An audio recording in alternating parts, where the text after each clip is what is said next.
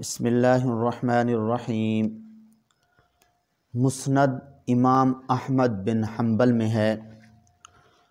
آقا کریم صلی اللہ علیہ وسلم نے ارشاد فرمایا، معراج کی رات کو میں نے کچھ لوگوں کو دیکھا کہ ان کے ہونٹ آگ کی کینچیوں سے کاٹے جا رہے تھے۔ میں نے پوچھا کہ یہ کون لوگ ہیں جن کے ہونٹ آگ کی کینچیوں سے کاٹے جا رہے ہیں؟ تو بتایا گیا کہ آپ کی امت کے یہ وہ واعظ، خطیب آپ کی امت کے وہ واعظ، خطیب اور عالم ہیں جو لوگوں کو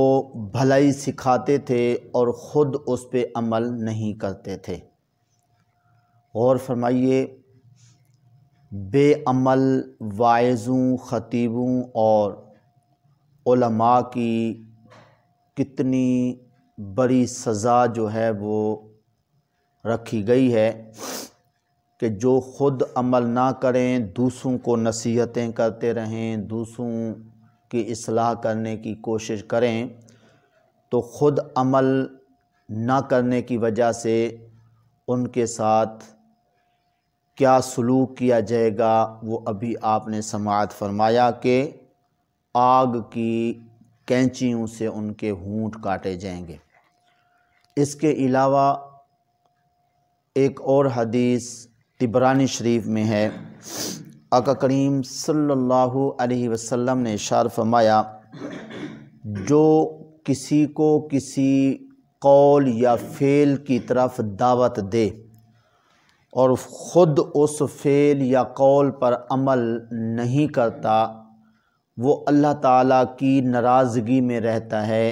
جب تک وہ کام اور وہ بات خود نہ اپنا لے۔ تو اس حدیث پاک سے معلوم ہوا کسی آدمی کا دوسروں کو نیکی کا حکم دیتے رہنا اور برائی سے روکنا اور خود جو ہے عمل نہ کرنا، یہ اتنا برا عمل ہے کہ اللہ تعالیٰ ایسے آدمی پر ناراض رہتا ہے۔ تو جس پر اللہ تبارک و تعالیٰ ناراض رہے اس کی نہ دنیا میں عزت ہوتی ہے نہ آخرت میں۔ تو اس لیے کوشش کرنی چاہیے کہ جو کام کسی کو کرنے کے لیے کہیں تو خود بھی اس پہ ضرور عمل کریں، بشرطے کہ کام نیکی کا ہو۔ تو نیکی کا کام کرنے کے لیے کسی کو کہنا ہے تو خود بھی اس پہ عمل کریں۔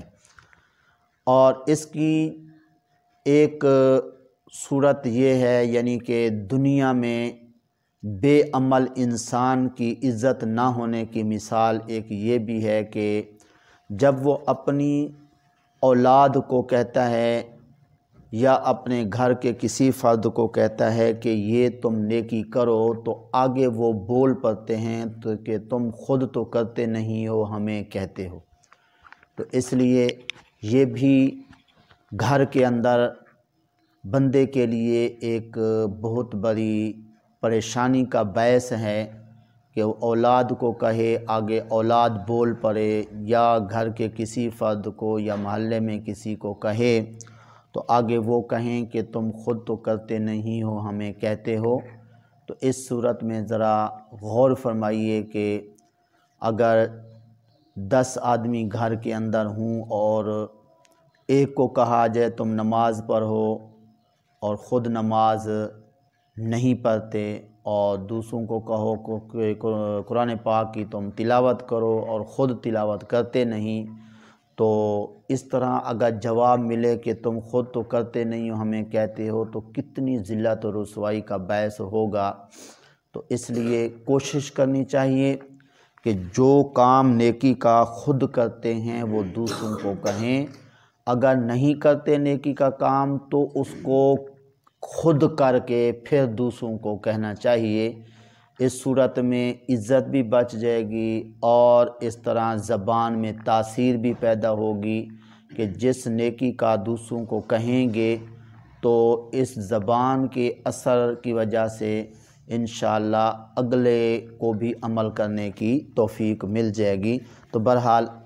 آج کے درس سے ہمیں یہ سبق ملا کہ جو بھی کسی نیکی کی بات کسی سے کرنی ہو، خود کے اندر وہ نیکی ہونی چاہیے اور اس کے اوپر خود کا عمل جو ہے وہ ہونا ضروری ہے، ورنہ جو ہے آگ کی کینچیوں سے ہونٹ بھی کاٹے جائیں گے اور اللہ تبارک و تعالی بھی ناراض رہے گا۔